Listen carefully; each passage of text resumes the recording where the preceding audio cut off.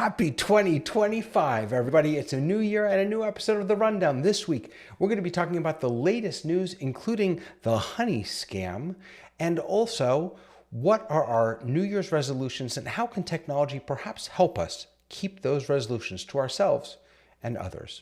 Welcome to The Rundown.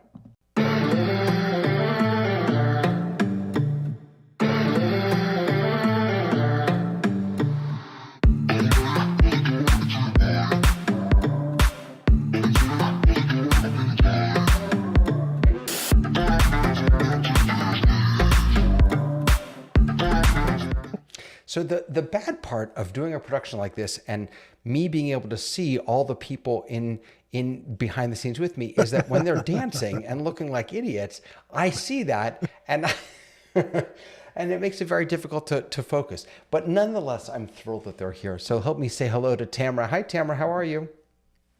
I am good. Happy to be one of your dancing idiots. You are. Wait, no, that sounds so much dancing worse. Experts. That sounds so much worse than when I said it in my head. I love that. Yeah, my dancing expert, and that mysterious voice you heard behind the scenes was Dave Troutman. How are you, Dave? Dave, the Woolly Master dancer. Yes, the Woolly Master. I love that. Woolly Master. Woolly. What is Woolly? It's a philosophy of the Far East. How am I supposed to know that, Dave? Yeah, well, you got to read the book about the Woolly Master. Read a book, David. Read a book. Yeah, read a book maybe. Dear Try Lord. old school. You know those things that don't need a battery. Speaking of stuff like speaking of the Far East, he's not really Far East at all. He's just far away from me. Farther east. Leo Mindell. Farther east, yeah. Hey, Leo. Hi there, David. Hi there. Yeah, people of the book should read a book. Is that what we're being told? People of the book should read a book. Get a book. There we go. Fantastic. So how are all of you? Everyone's good so far? Real good. Yeah, very good. Fantabulous. So let's not waste any time. What do you say we jump right into the news?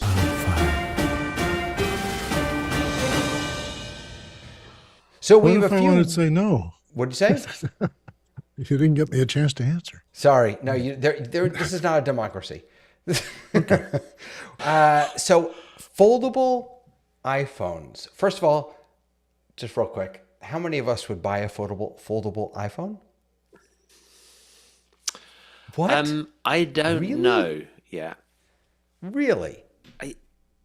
Would I buy? I mean, I've seen the foldable Samsungs. I think are really nice actually. Yeah. The use of being able to go that when you need to flip over to see the bigger screen. In fact, the funny thing is, I was talking off screen earlier about, unfortunately, my father passed away last month.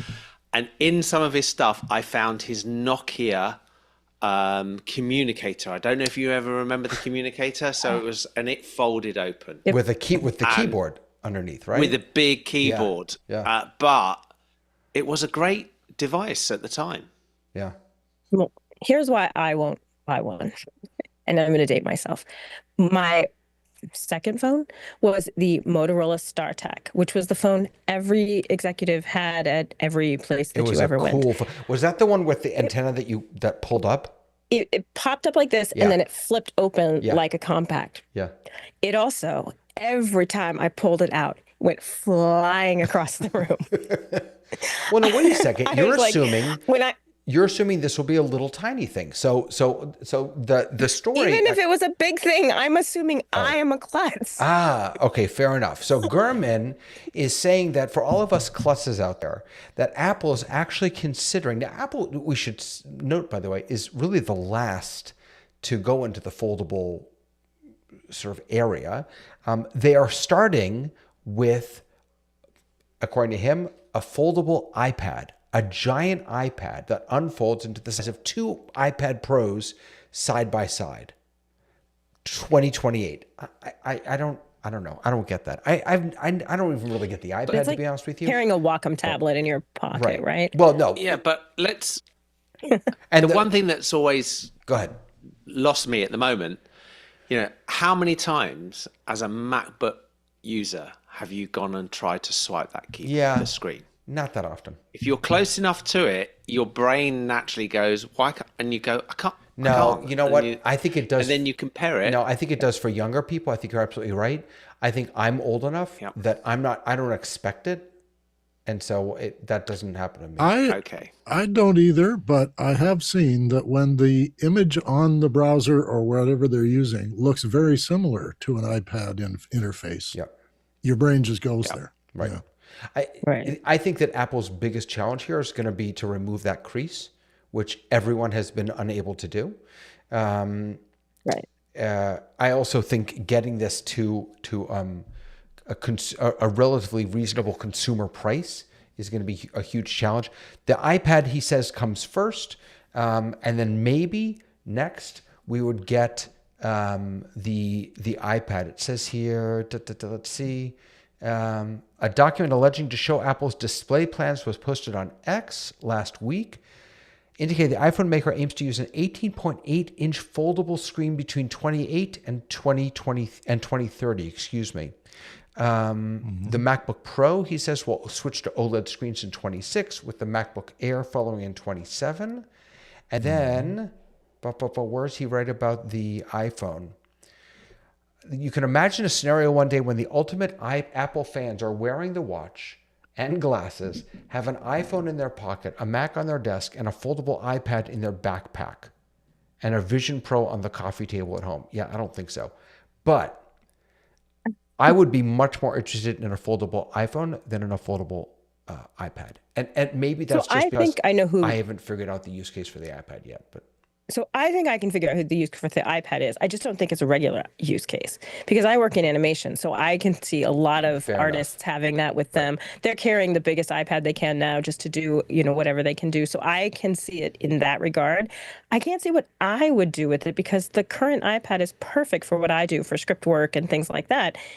Fits everything in there perfectly. I don't need it to be bigger. I need it to be exactly what it is, document size, for me to just mark it up documents, side things. And to me, that's a more real world use case, even though I use it in kind of a non-real world use case, than where I see it being useful with artists who, need that bigger real estate. I probably should use it for more things. Right now, it sits on my desk, and I literally use it for one thing, and that's for telestration. When I'm teaching, that's the only thing I use it for. If I need a screen that big, I go to my MacBook. If I want something portable, I use my iPhone. I don't know. That's just me. Let's talk about the honey scam. So this just broke. I believe it was it earlier this week? Earlier this week, and it broke with a. You mean last year? Yeah, sorry, right. Last year, So exactly. Just last year. Thank you. So this came by a video that was put out, trying to find the original source of it, Megalag, YouTube creator Megalag from New Zealand. He posted this video, it was actually a couple weeks ago, sorry, a video expose bringing what they called the biggest influencer scam of all time. Now, I heard about this because Marques Brownlee was included in this, along with Mr. Beast, who, by the way, Mazel Tov, Mr. Beast, he just got engaged. Did you all see that? There's now going to be a Mrs. Beast, which is very wonderful. Just today, he got engaged. But Marques Brownlee just put out a video on this. So apparently, you may know Honey. Honey was a Google Chrome extension. And you install it, and then it would automatically find coupons when you're checking out, and it would apply those coupons. Fantastic. Honey is owned by PayPal, by the way. So what happened was, apparently Honey did an extraordinarily fantastic job of reaching out to YouTube creators and working the YouTube market. They had thousands and thousands of ad placements and sponsorships with lots of different YouTube creators, including Mr. Beast and Marques Brownlee and some other big ones. But then two things went awry. So some of you may have your own, what's it called? When you, I have if I share an Amazon link, I get a kickback. What's that called? Affiliate link. Thank you. Affiliate links. So all of these creators have affiliate links. And in their videos, they plug items, then you go to them and you buy it, and then they get a kickback from their affiliate link. Apparently, when you would use the Honey plugin, because that's the last thing that happens before checkout, it erased all of the affiliate information and replaced it with its own. So Honey was essentially not charging the creators a lot up front for the ad placement, but then stealing on the back end. In addition to that, the other half of the story is that apparently they were making deals with some of these online retailers. And they were saying, tell you what, for a fee, because the retailers, they didn't really like the idea that Honey's just going to give away free coupons to everything. So they would say to the retailers, tell you what, you have a 3% coupon available and you have a 20% coupon available. If you pay us whatever, we'll only make the 3% coupon available in our database. So they're screwing the consumer and they're taking advantage of the creator who are helping them with all of their ads and things like that. So what Marquez said is, clearly, had we known this, we would not have been a participant to this. There is now a class action lawsuit against Honey for let's see. They were acquired by PayPal for $4 billion. And this class action lawsuit, I don't see how much it's for actually. It was filed on December 29th in U.S. District Court. Plaintiffs are seeking damages in excess of $5 million, which is pennies for them. But it's a pretty big scam, pretty big deal. Have you ever used Honey? Any of you? I think I have used it. Yeah, I have. I had it installed on my I think I browser, have too. used it. Yeah. I don't know if it's on my browsers now, but I think I have used it in the past. Hey, Well, now Leo, I don't want to use it. Are extensions like this available like do they cross the pond? Do you know? I was going to say I would argue this is the most American story I've ever heard because none of it happens in the rest of the world. Really? That feels on brand. We don't do token coupons like this. It's just not how. It's just different. It's just different. Although affiliate links, yes. I'm sure there's an 80s movie where he just worked out that he was going to get the rounding money in every single check. Well, I'm trying to think. Dave's nodding his head, and it turns out he got like a gazillion billion from doing it because it's such a small amount. Yeah. And actually, that sort of trickle thing does work. No, I don't use the plugins there. In fact, there's been a lot of pushback on some of these plugins, on some of the ways of doing things like this. Funny enough, I'm trying to read some of the stories that you see these days, and you're forever hitting the block. You're having to unblock your blockers these days to get to see things. Right. Yeah. But Dave, have you ever used Honey? No, I've never used Honey, and I don't make money off the internet. So that's I make money in the real world, and I do things for real people. Don't do it in terms of video or any of that stuff. Shooting it out to people, my ideas. But I have warned a lot of people that I've consulted with that plugin security is somebody's responsibility. Right. And they often think the responsibility ends with handing out a password to a user in a government office, but they don't always control what can be installed on a browser. They can really control what's in the operating system because they check them every day. But they weren't making people aware that the plugin that was automatically done when you just clicked, you didn't know that it put one in our browser, and now you have made the whole department critically unsafe.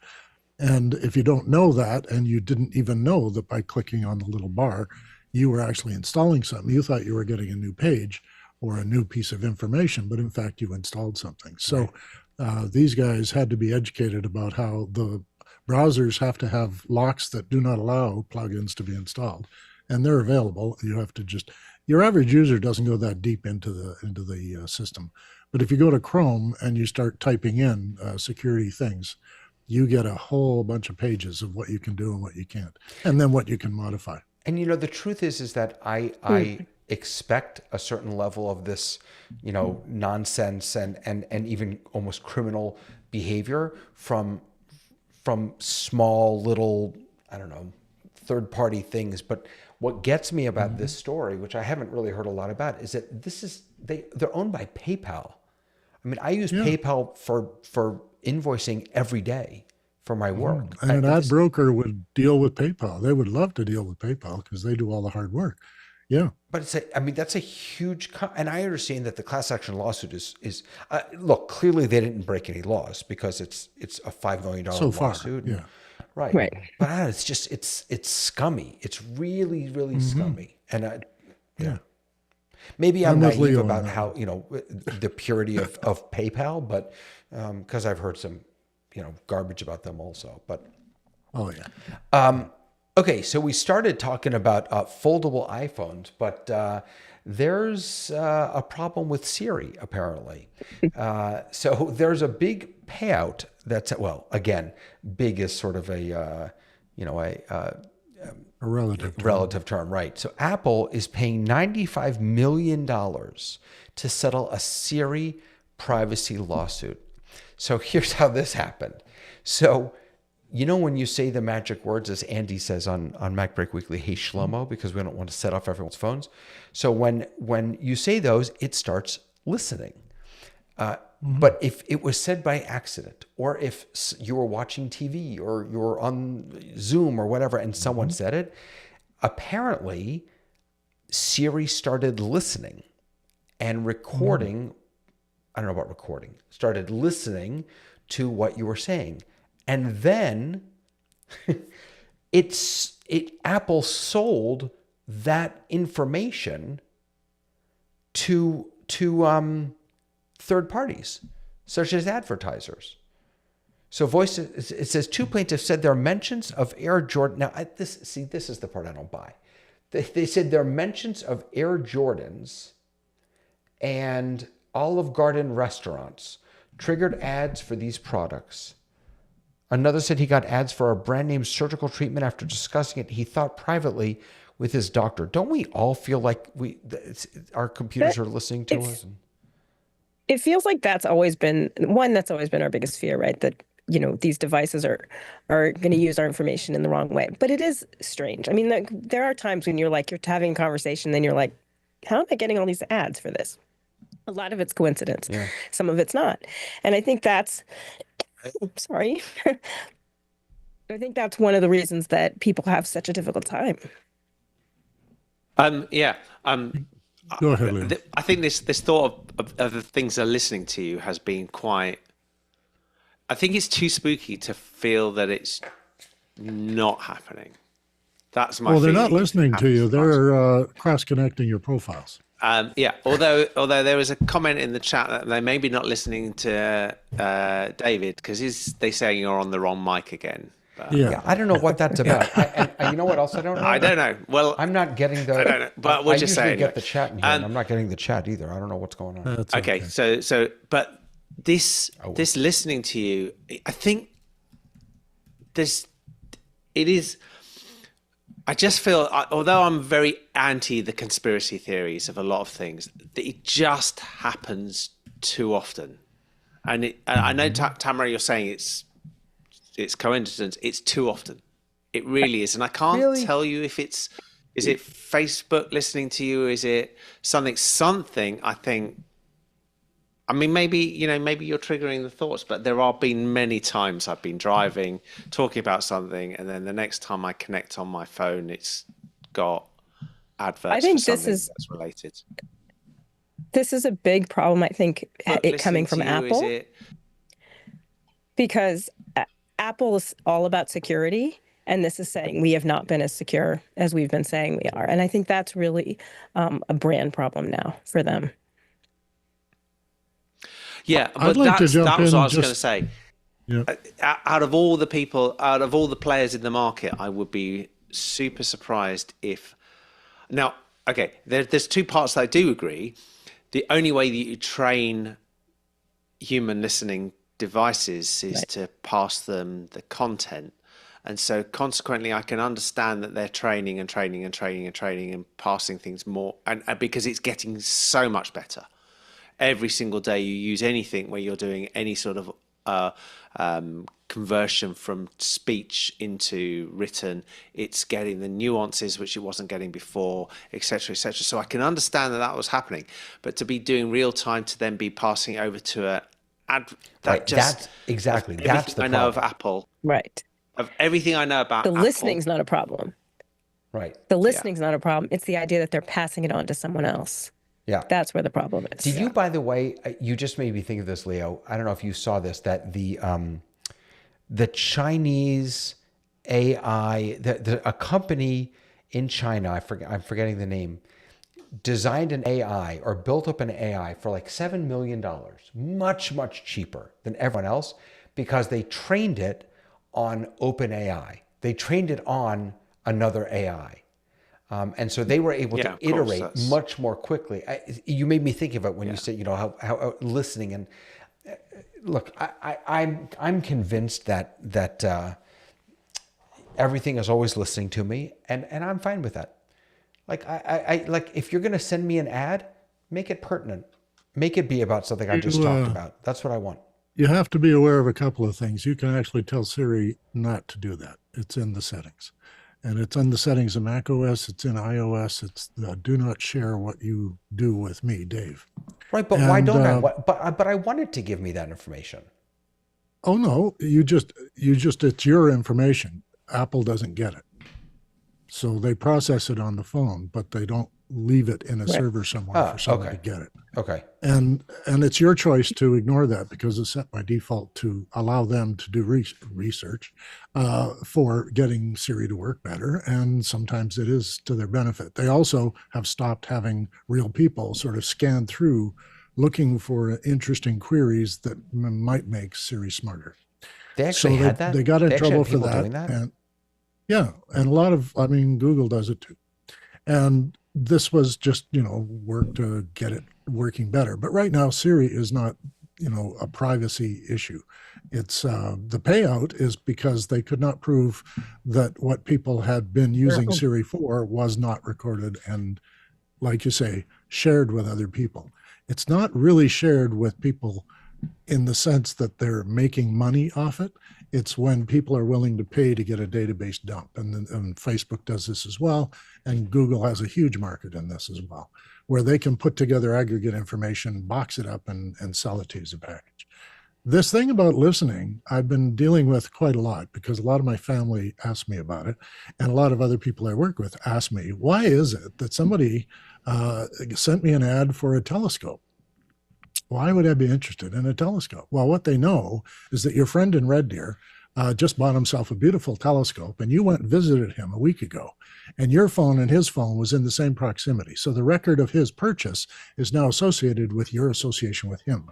And because you spent a certain amount of time with that person, because they're your friend, you were there all afternoon drinking wine, the phone company knows how long those phones have been together.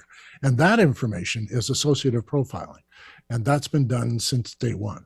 I actually had to tell people who were professors not to send birthday greeting cards and Christmas cards that were through a website, because you're just providing people with their phone number, address, and their name and their birth date and other information in the message that you put in these things.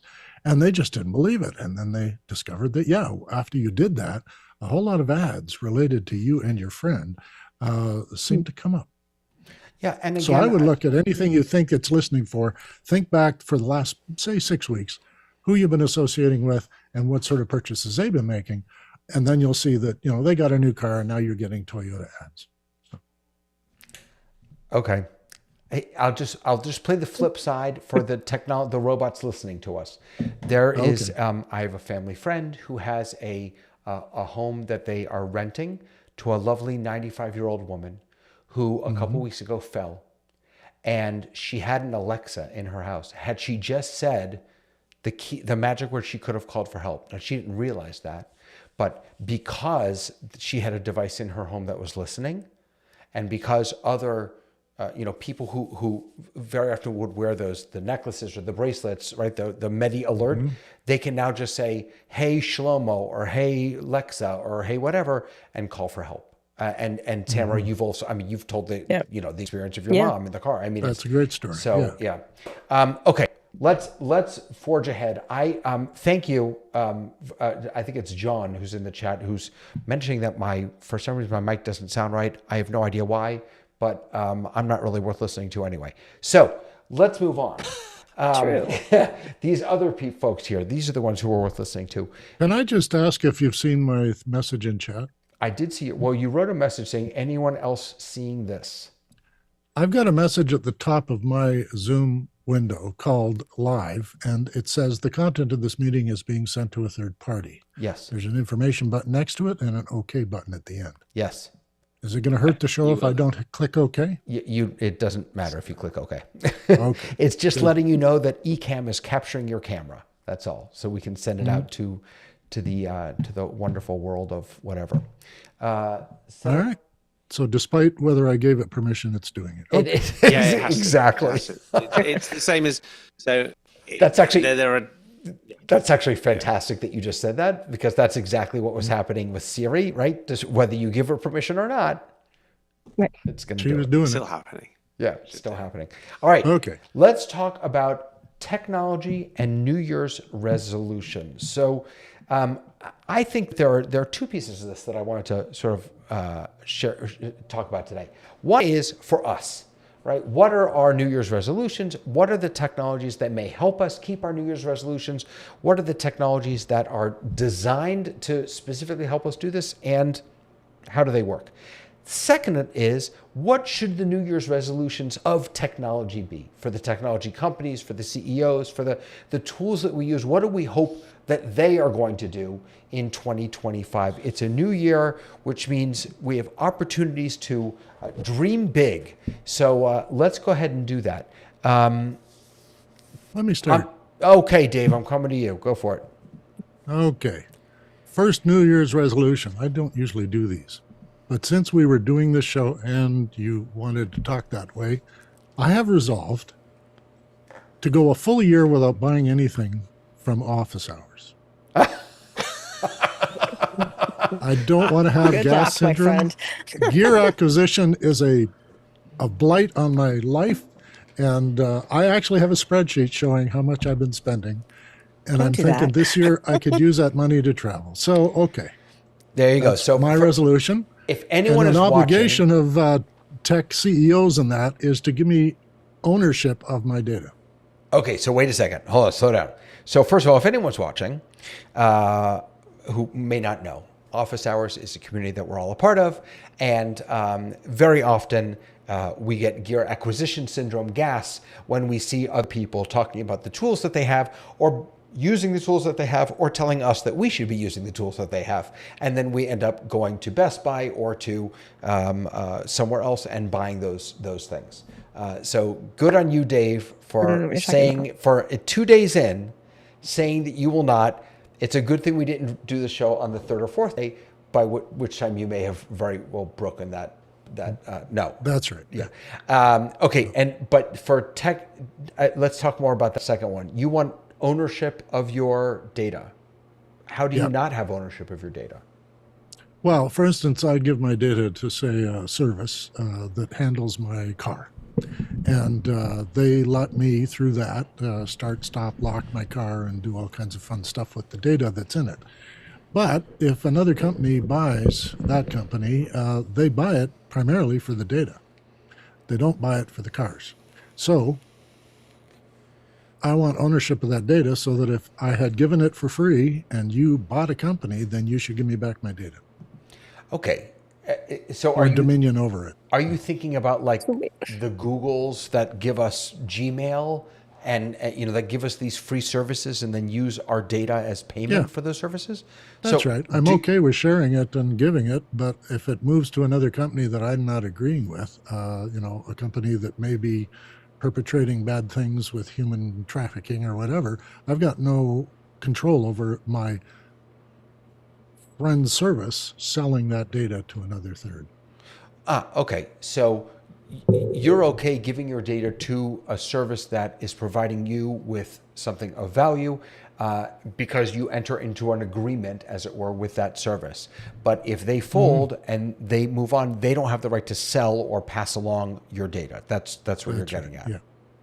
Okay. That's what I'm getting at. That seems fair. I hope it happens. And it does have, that happens often? Is that? Oh, takeovers and ownership? Yeah. Well, no, that Apple I know, just bought but Pixelmator. But the data? Apple bought Pixelmator, right? And the data that I use in Pixelmator that they might have is different than the data I have for, say, Adobe. And is it, when Apple buys Pixelmator, are they not also? Do they have a right to have that data? Well, from but Pixelmator? the way Yeah. I was going to phrase it is, are they not also buying that data? That's what they're doing, yeah. And- but it's not their data, it's mine. Okay. How do we control that? I'm so Yeah, how do intrigued we by this 'cause control I that? love the idea of it. How do we control Well, that? it Because would be a I guarantee legislative my- decision, right? We don't know where our data is going as it is now. Like, I mean, I'm That's right. assuming once I signed up for anything that it's going to go everywhere, right? I also love unlocking and locking my car from my phone. So I'm not willing to not use that. But is that the only way I can control that, is to just say I'm not going to use those services? Is that what you're saying? Or is it? No, I'm saying that you need to reestablish my permission every time it transfers I love from that one owner idea of to the other. reestablishing Yeah. permission for sure. And it should be a law that says you have to get everybody to say, I agree. If someone has and the next time I log in to Pixelmator, it says Apple is our new owner and they need your permission. And then I get to say, I'm not in agreement with this new company, Apple. I liked Pixelmator. And so I'm going to say. So John Snyder is in the chat, and he says 23andMe is a good example. They have genetic data for millions of customers and are likely to sell it in bankruptcy. Most people don't know that will happen, and it's up to users to pull it out. Okay, that's terrifying. Yeah. Yeah. So I hope that is a precedent. Which First of all, set is 23andMe where- going into bankruptcy? Yes. Yeah. I didn't know that. Yeah, it's That's been what at I'd it for heard. about 6 months. They've been restructuring for about 6 months. I didn't know that. I apologize. Oh, for you're my not following ignorance on that. Okay. Wow. All right. No, it's okay. I mean, that's. That's the deepest data. Now the I was insurance just going. I mean, company, same that's a story, whole different right? level of. Right. Yeah. Right. And the retailers, they know my size, they know my color choices, they know that sort of stuff. And if they get merged with the Macy's, well, then I don't want Macy's to have that info because I don't deal with Macy's. Huh. Give it some more thought. We It don't makes have to you stop guys the show forget. for it. Can I look at this Go, in a slightly Leo. different way? I'm not. Yep. Dave, I'm not disagreeing with any of your comments or your thoughts of how. However, It's a let's look at resolution. it It's a wish. You know. okay, all right. Let's look at it historically. We, a lot of what we deal with in the world is we look at historical data. So we look at historical data from newspapers. We look at information that was created and captured from photography from as far as we can go back. There is, if you call this data, we teach using this data. We learn using this data. This is, everything comes from that information. In the past, you could argue that data wasn't as rich as we'd like it. In fact, we spend time trying to recreate and trying to enhance that data that we have. And now we're at the point when we're going, well, we've got more data, and now what we're saying is we don't want to. Are we shutting off future generations' learning experiences because of our own personal needs? Now, I do agree with you about the anonymization of that data is critical. That's the critical element. But we wouldn't learn about how to fight viruses or how to look after, how to deal with cancer, how to deal with all these things if we do not use the data that we've had in the past. And now we're getting to the point where people are saying, well, I don't want my data, so then we won't learn about your cancer and how to deal with it for future generations. So you've got to be careful about some of the things that you say you want to cut, because by cutting what you think is yours, you actually are diminishing the world. That's correct. But at the same time, I get some control over who gets it. I am subscribing to a newspaper. I give them my information, so I get the newspaper. And that is a relationship I have with them. And if they take that and sell it without contacting me, I have a right to say, hey, I'm not buying a newspaper anymore. So absolutely. that sort of thing. But Dave, my data is withdrawn. No, but wait a second.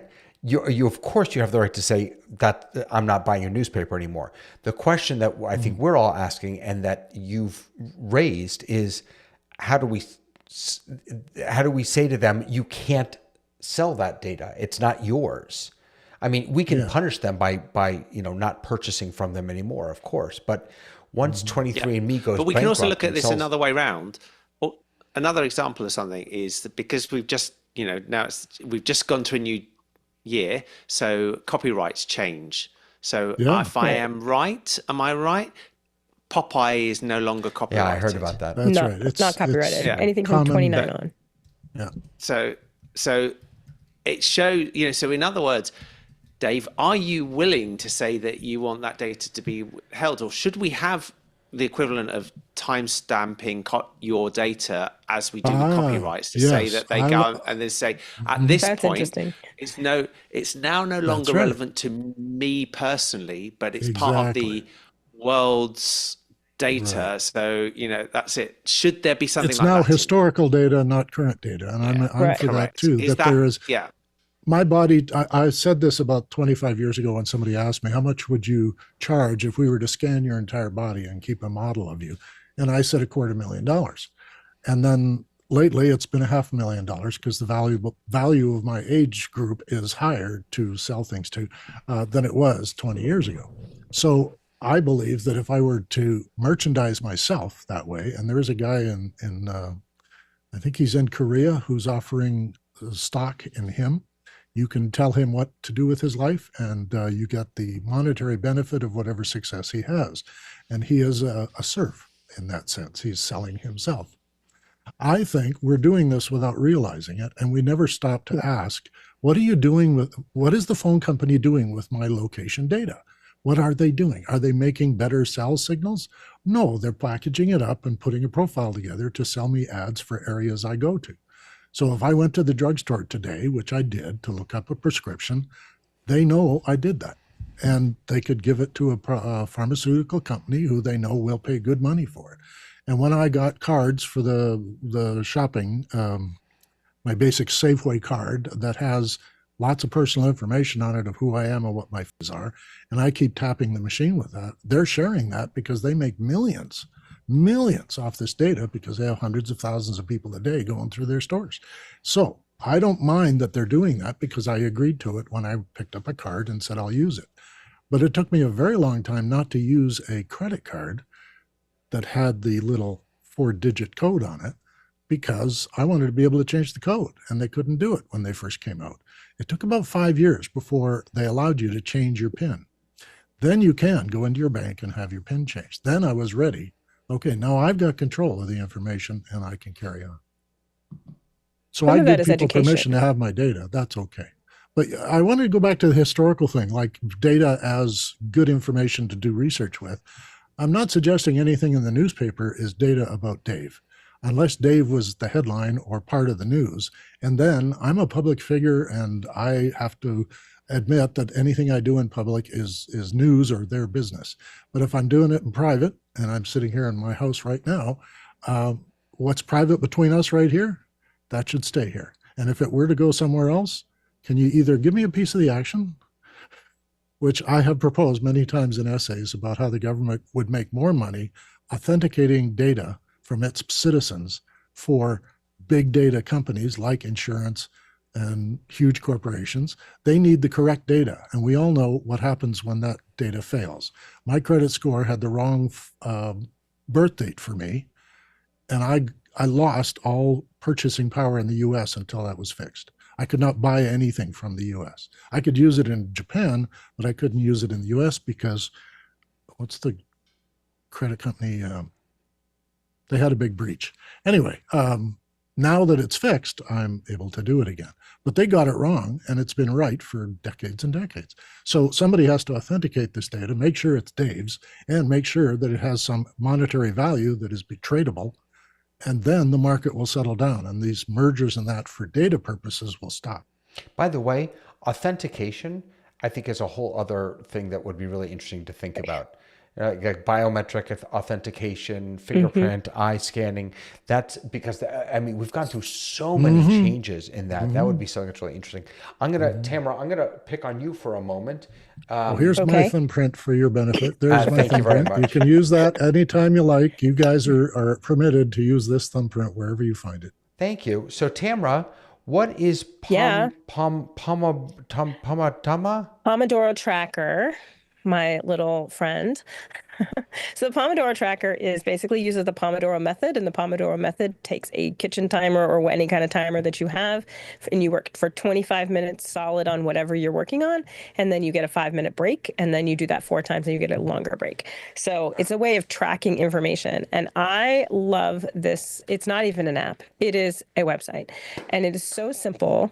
And if you actually sign up for it, which is free, again, you're giving, now it's not, you're giving people data, but but it's pretty amazing because you can kind of put your to-do list in, you can do categories.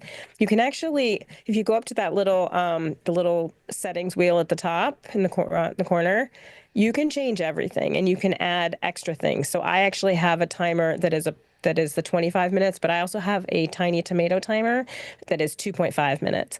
I use this a lot with writers who are struggling to figure out, struggling to get started. And that's how I started with it, is because I was looking for things for writers that I work with to just like, let's start, let's get something down on paper so you can get over whatever the hump is.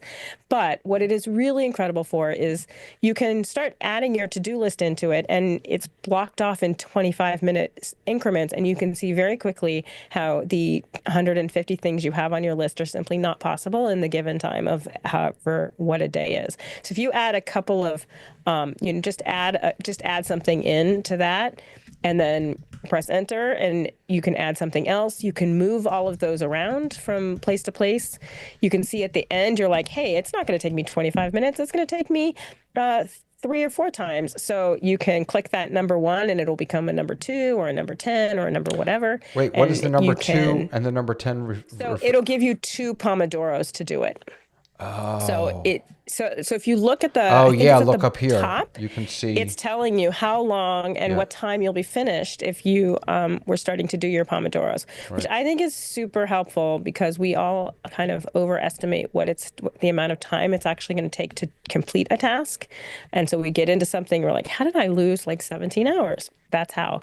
So it's a really great focus task. It's super simple, and it's not that entertaining to look at. So it's good to kind of block everything else out.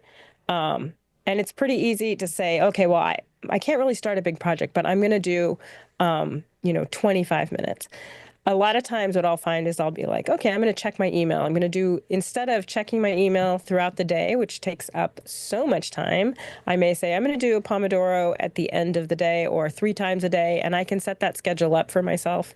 And so I find especially when I'm losing focus and I'm doing too many things, this is a great website to kind of just make it simple, super clear, and it remembers all of my things. I have different categories set up. So if it's personal, if it's work, I can add, different shows if I'm working on different shows.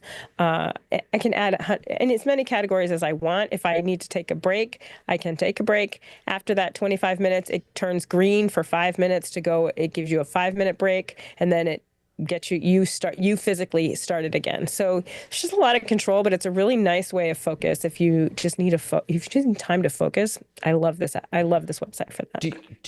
Is this sort of like a to-do list for you also? It is a to-do list. So I don't keep this because once it's complete, it disappears. Now okay. You can set it up to send you an email to tell you all the things you completed, which is super satisfying. Especially if you're in a week where you're like, oh, I've not done anything. It'll tell you all of the time that you spent doing things and what you did. But it's actually like the simplicity of it is amazing. I actually don't use this as my final to-do list. As much as I love technology, I have found that I do much better thinking first on paper. So I have an old-fashioned planner and to-do list. But then when I really want to take that and be like, okay, now I'm going to focus on these, or I'm going to just do a reality check about how much time, if I were only going to give it 25 minutes, how much time would it really take to do that? And so sometimes I'll group things in the same 25 minutes. If you finish with a task, you can click that it's finished. Even if the 25 minutes isn't finished, your next task will start. So you can kind of just work through, and you just know you're working in 25-minute blocks, and it'll tell you all the things you accomplished in that time. So for me, I definitely use it when I'm just overwhelmed and there's so much going on. It's such a great way to just go, okay, I can start something. 25 minutes, I can definitely do 25 minutes. And it could be for anything. It could be reading, it could be personal stuff. I had it on there, pick up the groceries, because I was trying to figure out, like, when am I going to go pick up the groceries in this long list of things I have to do today? And it just really helps kind of, what I found, and what the writers that I work with have found, is that after you use it, after a while, it really helps you get a sense of how long it takes to do things. Because we all think we can do everything, and turns out can't. Tamara's just reminded me I haven't checked my email in 6 hours. I'll be right back. We'll it's see funny. you in 6 hours. I've looked at some of those tools that tell you that, to only check your email this many times or whatever. I cannot go on to the next activity in my day until I have zero inbox. I just can't. And God forbid I would go to sleep at night with anything in my, if something's in my inbox, it means I have to take action on it. That's just the way it works for me. And my calendar is my to-do list. Everything that needs to get done during the day, I give it a time in my calendar. And if I don't do it at that time, I move it to a different time. And because that's the only way I'm able to keep up with stuff. Tamara, if you got to make a New Year's resolution for some of our tech leadership or tech companies, anything that you would wish for this coming year? Oh, goodness. I don't know. All right, I'm going to come back to you. Think about that. Yeah, come back to me. All right, I'm putting you on the spot again. Leo, who's still awake, but barely.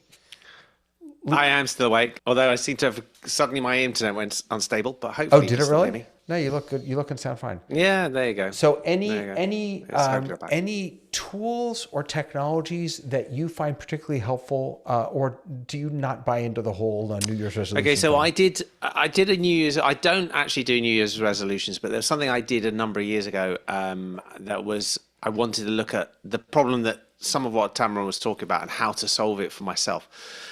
And the thing that I did, and it worked, and I've kept it, and that was that the first thing I did when I moved PCs or moved Macs is I turn off the notifications, particularly for email.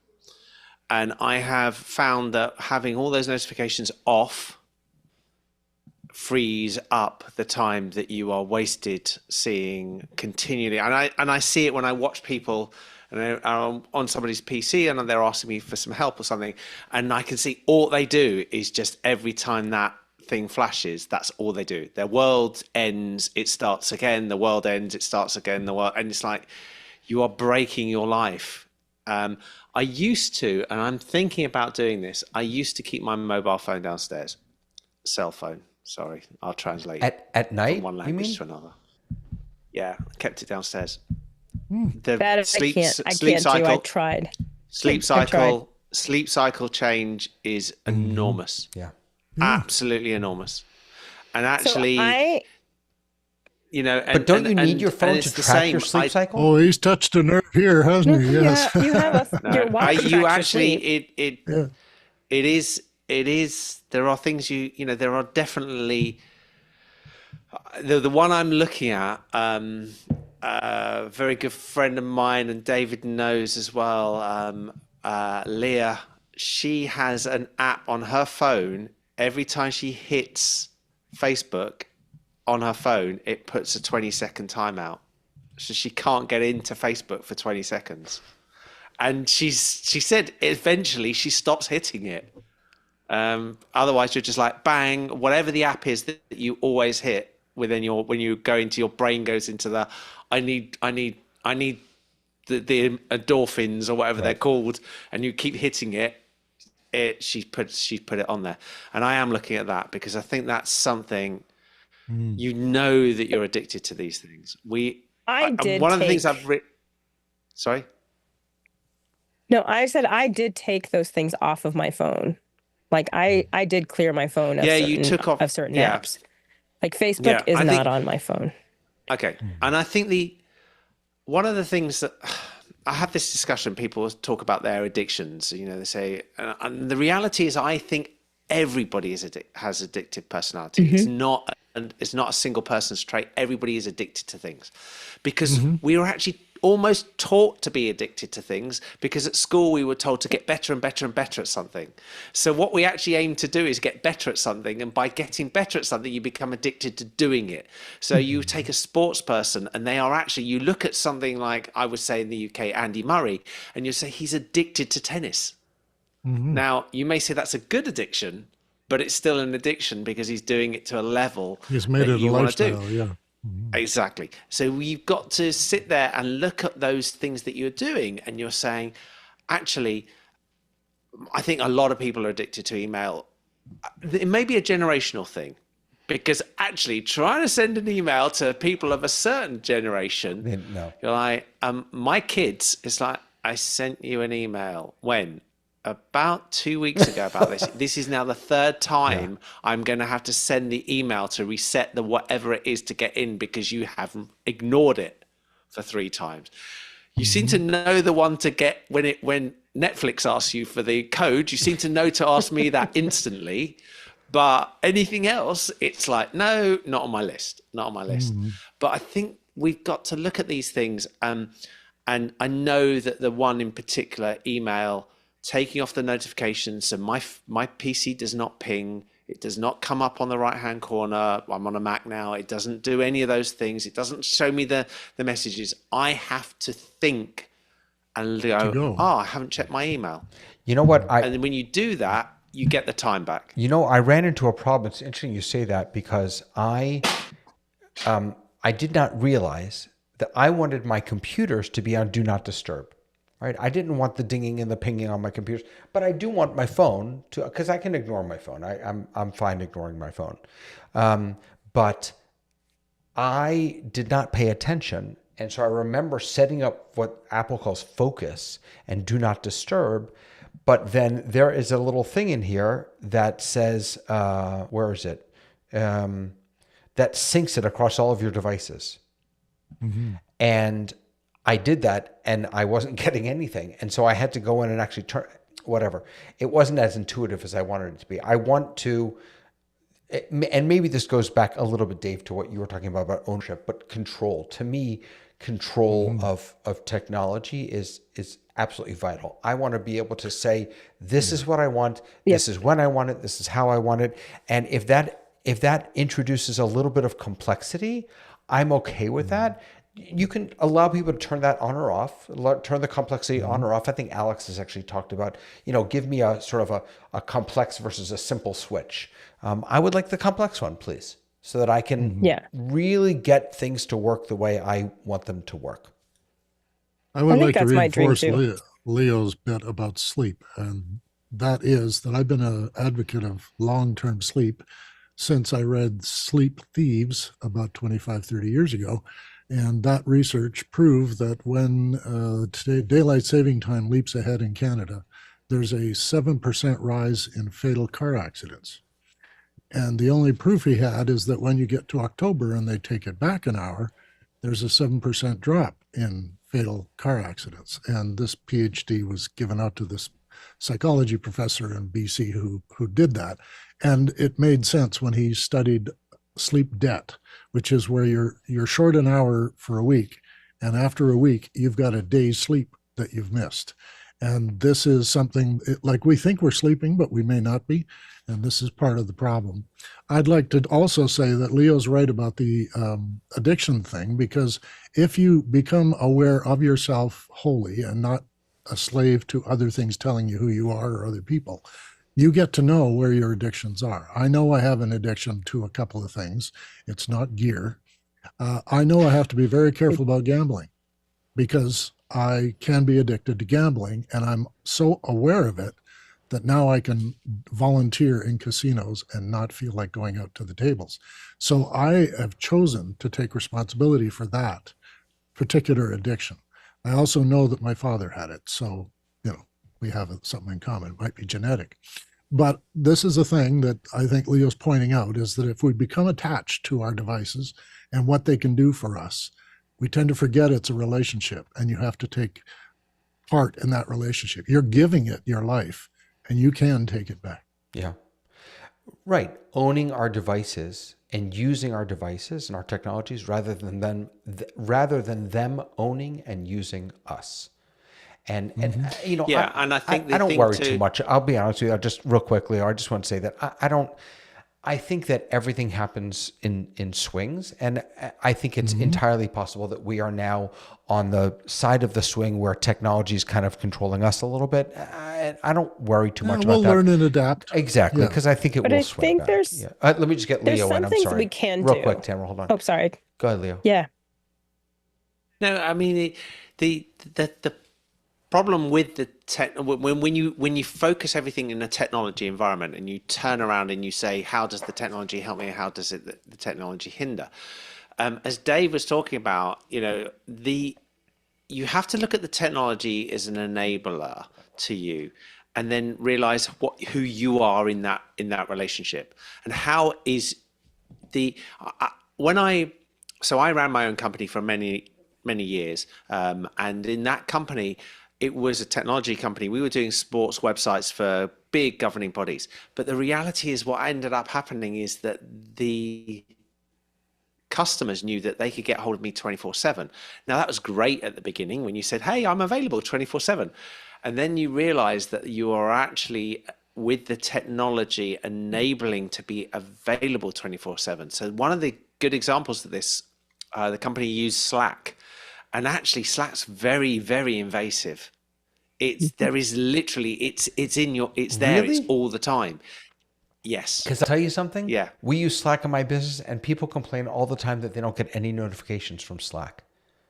So it's really interesting to hear you say that. It depends how you use it and the immediacy of what you need to be dealing with. And all of a sudden you get to the point when people will be contacting you about things that they may perceive are important, but you then sit there in the bigger scheme and you go, you've used up all of your lives. You've used up all of the cry wolf lives of telling me this is on fire, this is on fire, this is on fire, this is on fire. And you're like going, actually, I'm now, if I look back at it, you go, none of those were real fires. But the problem is every single one of those raised my blood pressure. Every single one of those raised my speed alert. And you're getting to the point when there is a real fire, you've lost that momentum. Right, they've cried wolf. But I think exactly. But the thing that you end up finding is with technology, we all started it. It was like, oh, it's amazing. Look, I can talk to somebody. I can do this that I couldn't do in the past. I can be in communication. But you become addicted to that level of communication and you've got to try and pull it back. So my point is you can and you should look at your technology use, particularly about your downtime and your downtime wherever that happens to be, and sit there and go, you shouldn't be using the technology. Now, from my world, and David will sort of, he's smiling, he probably knows where I'm going with this one. I think where it hit home was I was in Temple on a Saturday and I'm like sitting there going, I need to check my phone. And you're going, I shouldn't be, it's got that point when it's gone too far. Where's your mind? Yes. Yeah. Where your mind is not in the room and focusing, looking at your tomatoes as as you're doing, as Tamara's doing. You're like going, that it's how do you sit there and go, this isn't good. So you've turned technology to enable things, but then you turn it so far that it actually, as you just said, it controls the enable. And that's where I think we've all got to look at it and say, how do I use that technology in my life? But how do I not actually completely walk away from my responsibility, which is After me? Tamara, I'd like to say something Yeah. about that too. Go ahead, Tamara. I think one of the things that, because I've been looking at technology addiction, I've been reading Irresistible by Adam Alter, which is life-changing. Everyone should listen to it. But what I found is that it was really, my initial reaction was exactly what you said, David. I'm like, but I love getting notifications about messages. I need to hear what the mail is. What if I miss something? What I realized is it did take me a step back to go, what is causing you to take away time? Half of the notifications are things like, here's a sale at Macy's. You know what? I actually do not need text messages from Macy's. At some point, for some reason, I enabled that. Now I've enabled that for way too many people for whatever reason along the way. And a lot of the noise that is coming into my, through technology is all stuff that I actually don't care about. And if I could just get that time back from even a glance at something that is like trying to sell me something, or something that is just popping up that I don't care about. And I think that's what I'm trying to be more intentional about now, is like, what technology do I want to take my time? And if I'm going to be on, Facebook or TikTok, social media, like, what can I do that on my walk? Can I do that in a way that isn't stopping everything to take that time? Or can there be limits on that, where it's like, great, you get a Pomodoro to, be on technology. But I think it has to be intentional. And I think it's not even taking everything away. It's not even taking the things that are important away. It's literally taking the things that are unimportant away. And I think we have a lot of stuff flying at us, a day, that there's a lot that can be taken away. And even email, when I say I'm going to check email at 10 and 1 and this, I may glance at it, but I'm not going to do anything with it until that time. It took everything in my power not to do anything. But after a while, I was like, you know what? People can wait an hour for me to get back to them. They don't need to get back. That's not even a priority. It's not a priority for them. And I'm going to treat it like a priority. So I think it is just being more intentional about how we use technology and what we decide that we want to take our attention away. And there's a lot of stuff, like even the news app, I'm realizing I don't actually need that to be a notification. That for sure can be silenced. The news is, very rarely do I need to have it that rapidly. There's enough people in my life where if something really major happened, they would tell me. So, I think that's what it is for me. Yeah. Dave, go ahead. Well, I just came across this actually this morning, and I needed to share it with you guys. But it's a guy named Billy Hume. He's a musician, producer, engineer. He has a YouTube channel called Freaking Out with Billy Hume. And today he was freaking out about why analog audio recording was better than digital. But everybody argues about the sound. And his thing was, it's not about the sound. And I thought, oh, what argument is he going to make? And the argument he makes is the time it took to rewind a reel and change the tape gave the musicians time to pause, think, and concentrate on what they were doing. When he went into digital, and he was a very early adopter in that area, he found himself deleting. Like, oh, that takes no good. Delete. Let's try it again. Delete. Try it again. And it became this mechanism. And all of the passion of what the person was doing was homogenized. And he went back to taking breaks and forcing musicians to just stop and rest your voice, rest your fingers, go out and walk in the garden, go pet the cat for a while, and then come back into the studio and we'll go after it again. But in the old days, it took a long time to wait for a big reel to be put on and another one to change, or for some microphone to be moved or changed. And guys got a lot of breaks, and they got a chance to talk to each other in the band about what they're going to change and how it's going to be done. And he talked about it as being commitment. And I think he's right. If you're a musician, an artist in any field, an artist in visual arts has to be committed. And if it became digitized, you're not committed anymore. And the guys who are using Mid-Journey to be able to put backgrounds behind the text they're trying to sell you, no commitment, no art, no innovation, because I think this is absolutely. I think there is. If you look at time capsuling, if you said, what am I going to put in a time capsule that is going to be here, that's going to be a representative of something that somebody will look at in the future? Obviously, there's tons and tons of things that are not that quality. The quality level, when you're talking about music, I always go back to Supertramp and I listen to Supertramp and I sit there and I go, how did they produce this music using the equipment that they had in comparison to somebody just pressing 3 buttons and going go in today? And you're like, you can hear, you feel that amount of effort that you put in. And, you know, the whole point is it's also about focus and concentration. And this is the problem, I think, with some of the technology. It's really easy to get mediocre at the moment. And it's really easy. You can just do mediocre. I mean, just look at me. I'm doing mediocre with one camera.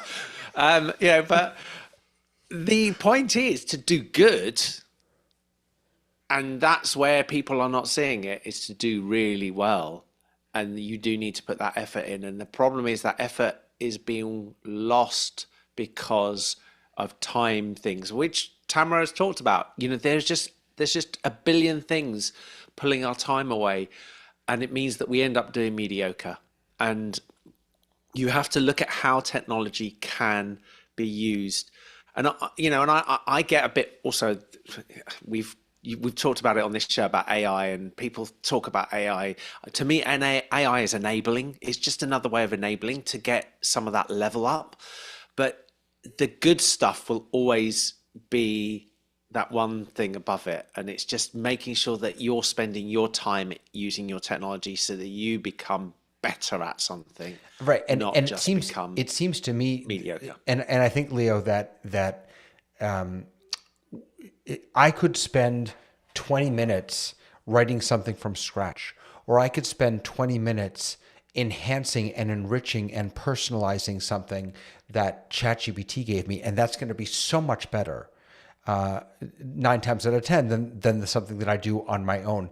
There was a conversation happening on JedLab, which is an online Jewish educators forum. Someone had complained about that some of her teachers wrote their comments using ChatGPT. It was obvious. And, and her question was, how do we teach our teachers that that's not acceptable? To which I wrote back, I think it's absolutely acceptable. In fact, I wrote a custom GPT for my teachers to use. I want them to use it because honestly, half of my teachers, their English is broken, and because they're Latin or they're Israeli, and they need to communicate with an American audience. So I want them to use these tools, but again, for them to use the tools, not for the tools to use them. So they can start with that tool, and then they have to make it better. They have to put that same time in, but also make it better. There's been, I used to write report card comments, and then they would have like report card comment books, because that is a time consuming task. Absolutely. And what you really want from me is for me to be noticing and being with your child. That's where you really get the best out of me. So if I agree, if you have a teaching staff who needs help, assistance writing teacher comments have been integrated into technology for a long time, exactly for that reason. Right. Because you don't want your teachers spending all of their time crafting the most amazing comment. You want them crafting the best experience and the best learning environment for your child. That period. Full stop. Well, right, and just for me, go ahead. There wasn't actually much, because on my teachers' comments it was, Leo could try harder if he concentrated. So they haven't changed much in all of my comments for a long time. Yeah, Leo is now my new best friend. You know that because we're both Supertramp fans, and that was what I discovered today about Leo. And the other thing I would say, the thing I always think of AI, this is the way I look at it, as AI is a sous chef. AI is that thing that does all the chopping and preparing. Yeah. If you make AI make the meal and there's no input, it's not going to be anything spectacular. It's going to be okay. You're not going to die of malnutrition, but it'll pizza. It'll be Domino's pizza, but it will not be good pizza. But it's a really good tool as a sous chef to make sure that you're not spending. Why do you need to spend 9 hours cutting onions? Yeah, that's not. Yeah, the world's moved on. Someone sent me a list today of days of the past week, and then on what days which teacher worked and for what hours, and what I needed to translate that into, just give me by teacher, not by day. So I copied what they sent me, threw it into ChatGPT, and it gave me, and I told them exactly, and it gave it back to me. And it saved me 5 to 6 minutes that's of time. amazing. You And created a pivot table. right. Right. And, and so, yeah, we're in agreement. But so to turn this into a New Year's resolution, I would say, let's resolve to not give up on creating, on the creator economy, right? So we talk about the fact that we're in a creator economy. Let's not give that up. Let's continue to be the creative human beings that we were put here to be. Let's use technology to help us be more creative, not give over that power to let it be the creative force for us. All right, real quick, Leo or Tamara, anything that we want to ask as a New Year's resolution for the big tech companies or for tools, specific tools? I have one. I'll just say Google. Go for it. If you're listening, I would like you to make it easier, please, for me to have multiple accounts. And actually, Zoom also. Everyone, I'd like you to make it easier for me to be able to have multiple accounts and switch in and out of things. That would be nice. And like to know that I have multiple, like if I have one account over here, I'd like you to know that this account also belongs to this, and just let me work it all together, please. That's Linkages. What Yeah. yes, that's what Linkages. Tamara or Leo, anything? I want there to be continued transparency on things. Like I know we've been really working in California, passed some major laws on how you can't use an actor's voice without their permission, and you can't use a dead actor's voice without their estate's permission. Like that, these are the areas that we're kind of treading into, and I think that more of that has to happen. We have to have some kind of clarity on. I think a lot of what we've talked about today is we just don't know. Like we don't know what's being done with our data, and I feel like we need to have more information about that. I know there's even from now to like 5 years ago, we have a lot more information, but that has to continue to be really clear, really dumbed down in a way that just the average person can understand, not in legal speak, so that we really understand where that control is, and how to use things has to become easier, because I think there's a lot of stuff that we have where we're not using to its fullest because we just don't know how to do that, because we don't even send instructions with anything anymore. You just kind of have to figure it out. So I would like technology companies to double down on explaining not just their great qualities to the people who care, but also making it accessible to everybody. Love it. Leo, it is 3:15 in the morning for you. I'm giving you the last word. Yeah, I was going to say, when we talk about sleep deprivation, it is 3:15 in the morning. I want to get rid of the dumpster fire called Anonymous. I don't want any service. I want there to be, I just don't want the ability for people to post anonymous. And if they post anonymous, I don't want it in my feeds ever. Wow. I have never seen a single reason for somebody to hide and post anonymous stuff. It's just to me, it's the evil that's created so many problems. Because you haven't heard the whistleblower from fake excuse? Reviews. Sorry?